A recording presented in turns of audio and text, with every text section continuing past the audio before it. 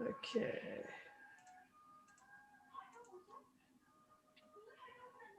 We're almost live.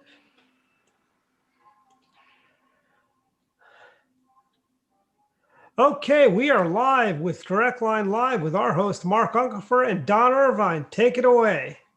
Well, welcome to our show, and welcome to Nicole Bennett, and we're pleased to have Don Irvine back from around the country tour in That recent wasn't me. That days. was my wife. Just your wife was That was just 7,000. Oh, my you wife. stayed home. Oh, My crazy wife. She took my old car, drove it 2,200 miles to Utah, Oh, wow. turned that car over to son number 2, took the car that he's been using of mine to son number 1 in Arizona, and then also took her brother with her to Arizona because he wanted to go. He decided he wanted to buy a used car too, and then she found out since she was going to. She was planning on flying back from Arizona to back home, but my brother-in-law turns out said that he doesn't think he could make the drive back alone from Arizona, from Phoenix to Utah. So she actually had to drive back with him and then fly back from Utah instead. It so was this is crazy. a Wow. heavy duty driver, Don. Yeah. But you, 3,500 miles, and she left Saturday and returned Monday. I mean, so 8 days. Oh You my know, gosh. had a little bit of rest in between, but not a whole lot. so anyway, Oh, we're bless her. on. Forgive me, Nicole. Let me see if I can do this introduction. Nicole Bennett is going for the hat trick. For hockey fans, you'll know that a hat trick is 3 goals. So Nicole is currently the chairman of Charles County. Yeah. She's doing a great job. Thank you. Earlier this year, she took on the chairmanship of the BRC, Black Republican Council, part of the Maryland Republican Party. And she is now going for her third hat, which is the first vice chair of the Maryland Republican Party. So we've got lots to talk about with you. hmm It sounds like a lot when you put it that way. It really does sound like, a lot.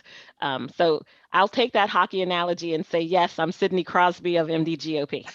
I like that. I like that. What? But Not I, Alex Ovechkin? No, I'm from Pittsburgh Oh originally. man! Pittsburgh originally. There's no What way. a letdown! well, it's worth noting that in Maryland, that a significant part of Maryland is in the Pittsburgh television market hmm out in Western Maryland, and so probably that reference helped you pick up a few votes out there. I don't know, but it's possible. We're not going to accuse you of pandering or anything, because of course we do know that there are probably far more Washington Caps fans than there are Pittsburgh Penguin fans, but Do, you're true to your colors, right? absolutely. When the young man came to install my FiOS in my home, because I live out in the woods, he came and it was hockey season, and I'm rushing him along. I'm like, okay, chop chop, hurry up, hockey season. And he turns around and looks at me. He says, "Well, the Caps aren't playing tonight." And I looked at him. I said, "Look, Great. get your wrench and get on out of here, boy. Get it on out of here. Let me change into my Crosby jersey so you know what I'm talking about." But I am a hockey fan. You grow up in Pittsburgh, you are a sports fan. I mean, they literally swaddle you in terrible towels when you're born. Hey, Um, go Steelers! What a great season they're having. I it's give. been an amazing season, and I really am looking forward to the Washington football team kind of starting to gel a little bit, get a little bit better. My best They'll be friend waiting a long time. My best friend is a Redskins fan, and every year I'm cheering for her team, and she's like, just stop, let it go. It's not going to happen." But as a football fan, I want to see them have that underdog, season. That would be so exciting. Wouldn't that be exciting? The whole town could rally around that, Hey, right? Mark, as an No, aside, do you yeah, remember Chuck Knoll? Yes. yes, Yeah. absolutely, So we yeah. go. We're a little bit older, so we go way back. I But Nicole, I'm getting worried about you and your candidacy, because of course you've certainly picked off a, how shall I say, I don't know that Garrett and Allegheny County consider themselves a niche constituency, but a niche constituency within Maryland. I think there are folks in Cecil County that probably look to the Flyers. Uh, Oh. I think Okay. that's I think that's just reality. But of course, the worst Boy. offense that you just committed was there's probably a couple of Ravens fans that are a little upset. In But my that's defense. reality. I mean, come on, Charles County is not in Ravens country, No, right? it's not. And in my defense, I will say this. In the Ravens inaugural season, I was a huge Ravens fan, simply because it was mostly Steelers that that played on their team. So I Right. didn't have a choice. I am not necessarily a team person. I'm a people person. So there are certain players that I like that no matter where they go, you kind of follow them, like the Las Vegas Golden Knights. I actually went out to Vegas in February with my sister to catch a couple of games because they have our old goalie. And I'm there with my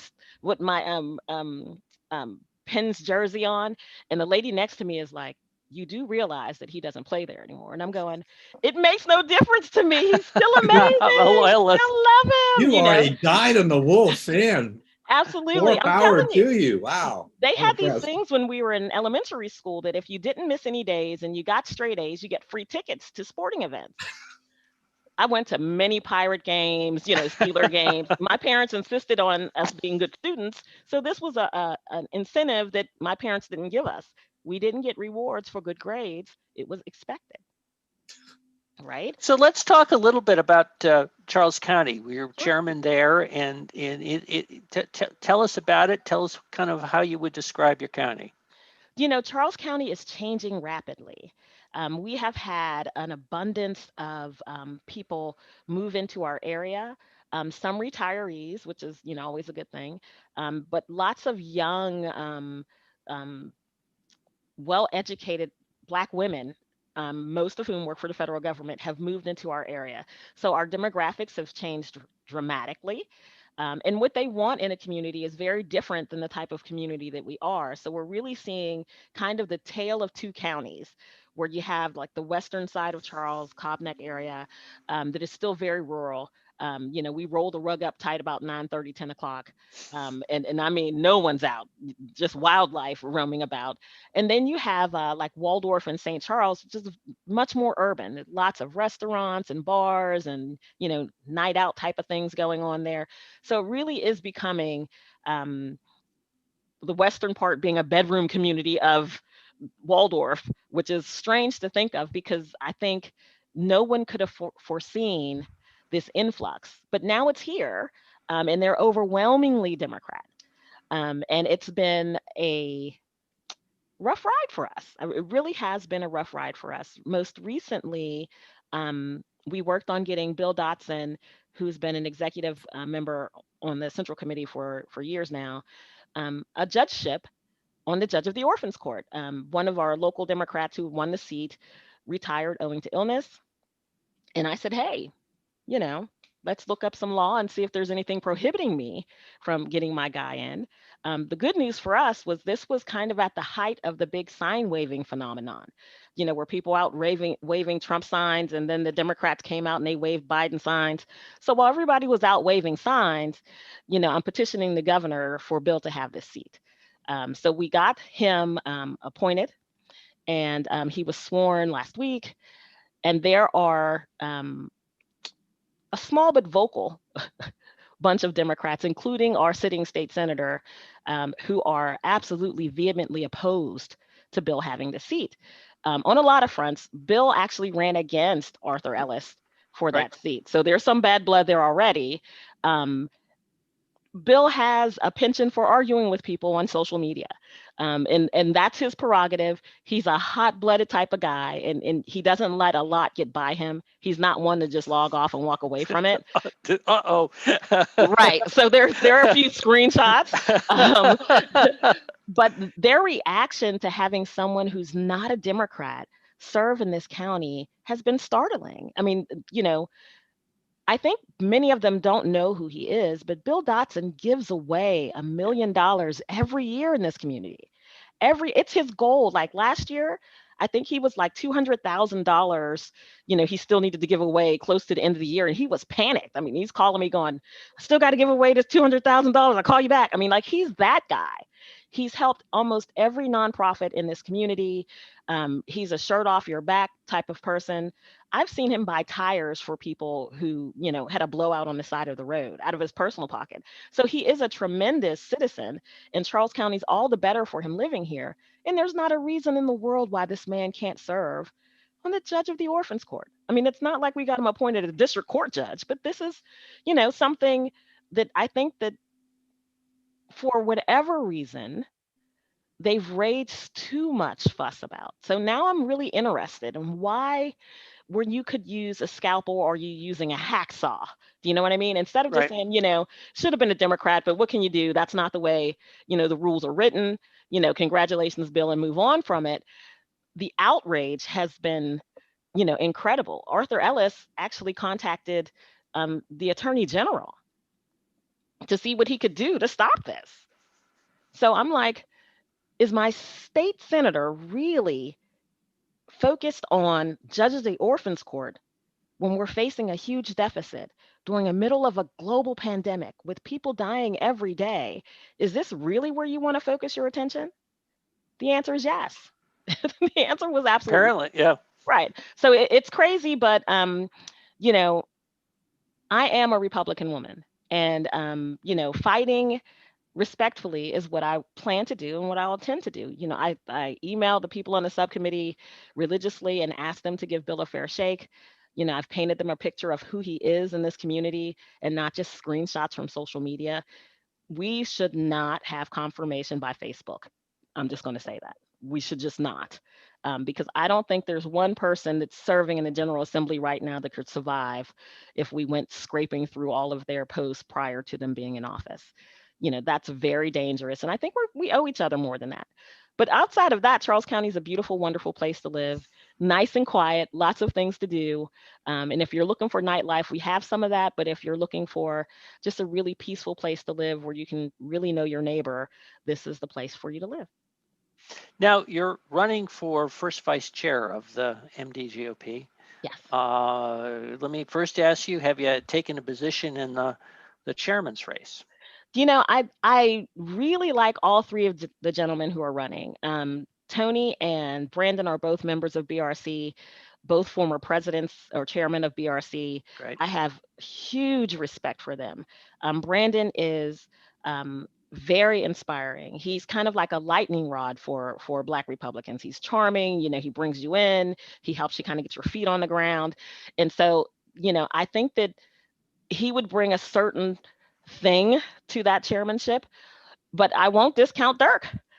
Dirk has quietly led MDGOP through some really tough times. I mean, we had first with Governor Hogan, people who did not support Hogan and people who did support Hogan, and he had to walk that fine line to keep everybody together. The same thing with Trump, people who are anti-Trump and then your diehard Trump people. And then you have your Hogan and your Trump. I mean, like this complete world of conflict, and he's managed to continue on a straight path to bring the party forward, and that can't be easily discounted. So I think I'm going to hold off on endorsing who I'd like to see as chairman, because I don't want to influence my central committee. I encourage everyone to vote their conscience and their experience and what they think is the best for the party. Going into 2022, we need all hands on deck. It needs to be energetic. It can't be divisive. We have to move forward from this point. Now, how do you see the role of first vice chair? Well, for me, first vice chair means that I get to roll up my sleeves and put on my star-spangled hard hat and get to work. I am a type A personality, you might have guessed. Absolutely a workaholic, you might have guessed. I enjoy what I do, and I try to bring that energy to everything. One of the things that I think is from first vice chair, there are a couple of things that I want to really get started. Latinos and Jews, I think is a Jewish people, a big thing, to start their own coalition or council within MDGOP's family. It's important. This is how we build on some of the successes that Trump's campaign had. He reached out to minority communities, grabbed them in, by the boatload, and now it's up to us to not only keep them, but to energize them and get them to participate in party politics. This is the way that we grow the party. This is the way that we win. So getting that up and running is near and dear to my heart as first vice chairman. Also, the primary reason for me running for first vice chair is, you know what, I want to win. I come from a very, very, very blue county. Charles County is so blue, it's almost black. I mean, it is incredibly blue. I want to win. I want to win across the state. I want to be effective in helping in 2022 for us to take the House back. You know, we can absolutely do that. I want to be a part of that magic. And whether it is first vice chair, which I'm hoping you guys vote for me, or as, you know, someone on the central committee, chairman of BRC, I'm all in for the win. I'm not ceding any ground. I want to win, and I want to win big, and I can do it better from a position of leadership than I can from sitting in the rafters. Sure. Now, what do you see as being kind of the keys to our winning in 2022? Again, minority outreach. Trump taught us a very valuable thing. When we reach out to minority communities, and this is some sensitive conversation here, when you reach out to minority communities, it's about not just the message, but the way the message is presented. You know, I have a lot of friends around the country who say things to me like, I am so proud of you for walking away. And I'm like, walking away from what? I mean, they make it sound like I grabbed my bag and, you know, said, you know, I'm sick of this and I quit. Nothing can be further from the truth for Black Republicans. No one stormed angrily out of a political position. That's not what's happened. You know, your life changed. Things change. You may grow up. You may see different things in your life that kind of mirror what the Republican Party believes in. So you have to be kinder to newer Republicans, right? Stop calling people Obama era Republicans. That's a horrible thing. That's a horrible thing. Why don't we say welcome home? Because African Americans started with the Republican Party, right? This is our party just as much as it is everyone else's party. So welcome home. Let's get busy. Let me show you how you can help the party win. It's a very simple proposition. It just makes me angry that our messaging, think of it this way. We have a great message, a beautiful steak with all of the condiments, right? We're serving it on a maggot covered garbage lid. That's our delivery system. Where minority group councils like the BRC can help is we take away that garbage lid and we serve that steak on a beautiful plate on a white linen tablecloth and say, hey, listen, your lifestyle matches up with my lifestyle, which matches up with our party's beliefs. Let me show you how you can come in and make sure that your children learn to live this way and protect this nation and what's dear to us. It's very different when it comes from someone who looks like you and sounds like you. So I think that's one thing that MDGOP, not just us, but you know, Republicans around the country can learn from. Trump did a tremendous job with Black Voices for Trump, Latinos for Trump. They had a tremendous outreach, and it's something that we should mirror. Absolutely. Now, you've talked in the past, I know when we had privately, but also on the show, about the opportunities with boards of education Yes. and being more competitive as a party and working with conservatives, but working with parents who've got concerns. What are your thoughts about that? You know, I'm all in for Board of Education elections around the state. One, because they're unaffiliated, although in some counties they go to great lengths to make sure that you know who's a Democrat and who's a Republican. But we had success here in Charles County last cycle. We had a very popular Republican, David Hancock, and he won big. And he did not hide that he was a Republican. He stood on his beliefs. His wife was a school teacher. He's a father of young children, school-age children, a gentleman farmer, if you will. He makes really great bacon, so he's very popular already in the community. But what David did is he stood on his principles and he wasn't ashamed.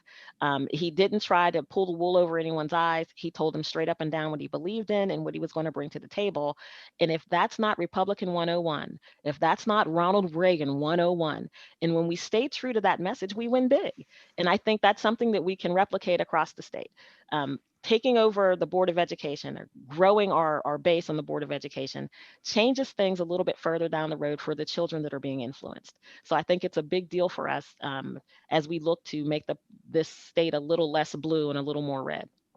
Now, I know outside of Charles County, but in Mhm. other counties, we had this year had a number of races that Republicans were very focused on, and Mhm. um, not so much in Montgomery County, but we had some good candidates that didn't get past the primary. But in Anne Arundel, we had our Corinne Frank, and Absolutely. we're thrilled about her victory, and it was a very competitive race. And some of the other race, I think in Washington County was another one. I think I don't have the exact numbers, so I'm going to have to wait to the convention. But there were a variety of races that were worth following. Now you're running against Shannon Wright, Mhm. who was running this year for mayor in Baltimore, who Mhm. served as vice chair before, is also one of your colleagues as a county chair. What's that like, running against somebody who's such a good friend? It's interesting. Shannon and I had a very brief conversation when BRC held a door knocking event for the Baltimore candidates, and I am not running against Shannon because she's not good at what she does. That's not why I'm running against Shannon. I really believe that Shannon's energy that she brings to the party, name recognition, that she brings to the party, is very valuable. However, for me, um, what I think I bring to the table that's different is that workaholic thing. You know, um, I am absolutely goal driven. So give me a task, and I'm saying, hold my beer, bro. Let me get to work and get it done. Um, I want to win in a big way, and I don't want to wait to win.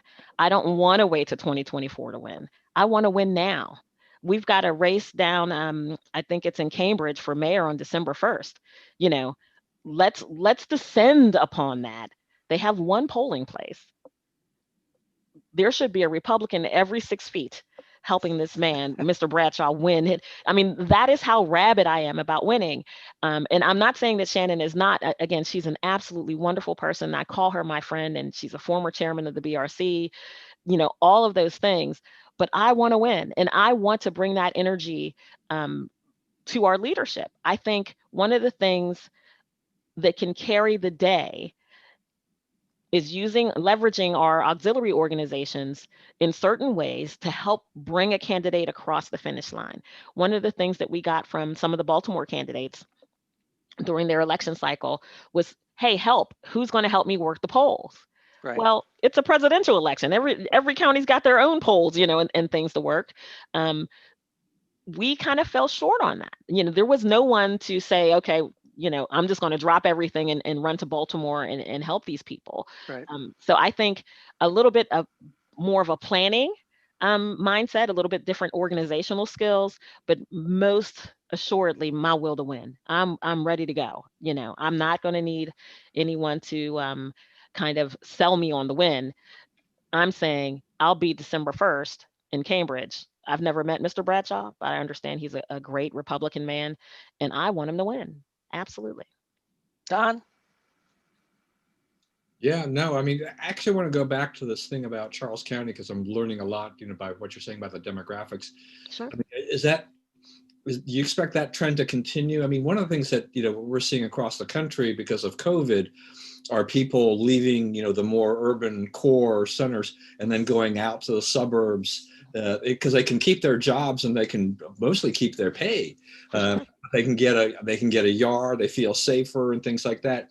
Mhm. Are you do you, from your vantage point, do you see that this trend of blueness, is going to continue? Will it get worse in this sense, or are we going to get a little streak of red in here from this as well somewhere?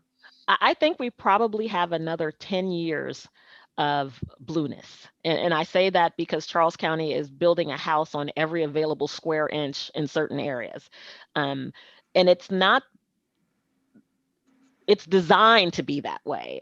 They had a planning, um, they call it docket 90, that says this is how many houses we're going to have in this area, back when we were very rural and we needed some growth for the economic development. But what we find now is we have less economic development and we're kind of surviving on property taxes. So building more houses will help keep the county afloat. And it's a bad proposition because then we're going to have to build more schools and hire more teachers. It's that cycle that makes it hard for communities to grow in a smart kind of way. But I think we've got 10 more years. My great great grandmother um, lived to be about 108. I think she shaved off a couple years because, vanity.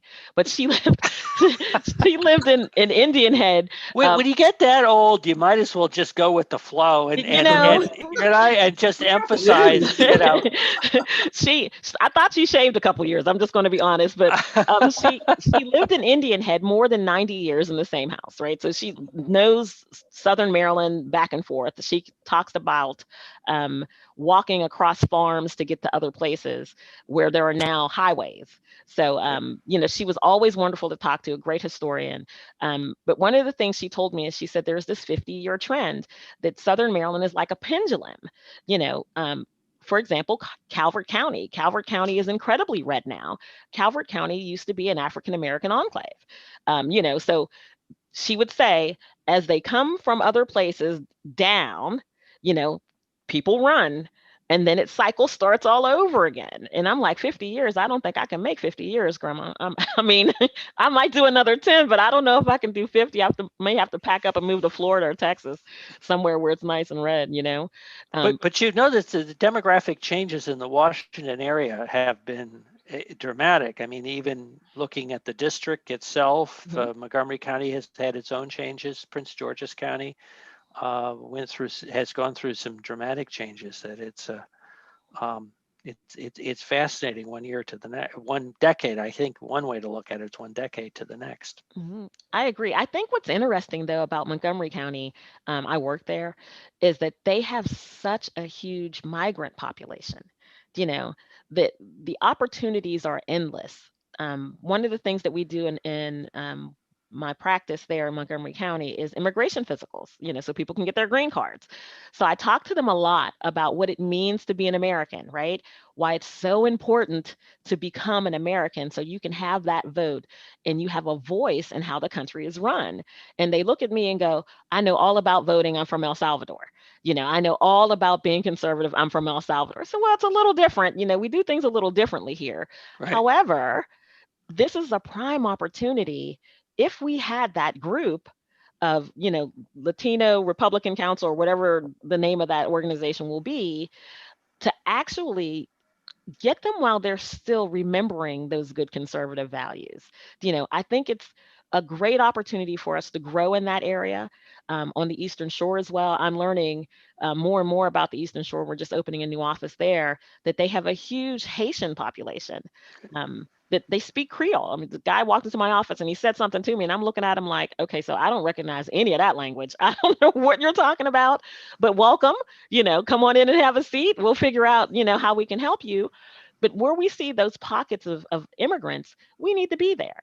We need to be there to welcome them back to the party, right? And that's actually a great point that you made about the Latino community, is just the diversity of communities. We've the census 50 years ago, they kind of lumped everybody in together without necessarily recognizing just how many, the difference in background that folks have. Obviously, people know about the Cuban community because it's been well publicized, the emigres to Florida and elsewhere. But now you have got, as you mentioned, El Salvador is probably the dominant community and source of Latinos in Montgomery County, but obviously Venezuelans are in exile as well. Yeah, we got quite a few Guatemalans, and I'll just be honest. How I know that there are Guatemalans there is there's this bakery. They call it a bakery, but they sell everything, breads and sandwiches and soups and that kind of thing. And they have a sandwich that's like a gigantic Cuban sandwich. And so I asked my staff, I'm like, that's a gigantic Cuban sandwich. They go, oh no, that's from Guatemala. And I'm like, yeah. You got to make this thing. There's a great line. Herman Badillo, who was actually was the first Puerto Rican congressman in New York. It was a liberal Democrat who over time became a Republican and actually ran for mayor in the Republican primary and lost to Michael Bloomberg in 2001, but went through a political evolution, but is really a leading figure. But he used to describe it, because he represented Puerto Rican community. I mean, he was the first, I think, Puerto Rican president of the Bronx in the 60s. Oh, wow. But he would describe it as saying, you know, those Puerto Ricans in the park that you see playing soccer, they're not Puerto Ricans. Again, because the difference, Yeah. people make assumptions Yeah. and don't really reflect on the fact that the communities are different. So Yes. you have to be able to pick up on those nuances. I think it's really important to the group itself. I have probably 10 of the 12 people who work in my office in Tacoma Park are from El Salvador. And so, you know, I'm unofficially El Salvadoran. So learning their food, their culture, the things that they like, and they have this way that is very admirable. They have ultimate respect for their elders, even if they're wrong. They'd say, well, you know, she can be wrong, but she's an elder and she's okay to be wrong. And I'm like, no, wrong is wrong. It does, you know, here in the States, you can be 85 and wrong. It, you know, it kind of works that way. But I really admire some of those shades of gray, those nuances between the groups and how they respect one another. And they immediately can tell you how they're different. Oh no, Guatemalans do this. Oh no. You know, she's from the Dominican Republic. Even the way that they speak Spanish, which sounds all the same to me, but they say, no, Dominicans speak Spanish like music. Like it's more lyrical the way that they speak Spanish. And I'm going, no, you all sound the same to me, but my ear is untrained. But to them, it is definitely a beautiful shade of gray between the communities. And I love that about that area. Absolutely love that about that area. Well, that's a great note. We're kind of up on the half hour right now, but looking forward to your campaign and hearing more about the ideas before the Maryland State Convention coming up in 10 days? I guess I'm trying to think of the precise number of days. But wish you the best of luck. Thank you so much. Thank you for having me and allowing me to sputter on about those terrific Pittsburgh Penguins and those awesome. And I see that pillow there. Subliminal, right? Yeah, really. See, Maryland is a very diverse state. We have Penguin supporters, and I confess, I grew up in Buffalo, and so the Sabres, I was at the first game the Sabres ever played. So wow. Yeah. That's amazing. That is absolutely amazing. I was at the hockey game where Tommy Barrasso lost his front two teeth. So there's that. that is a note that we have never ended a show on. Yeah. Thank you all. Thanks for joining us.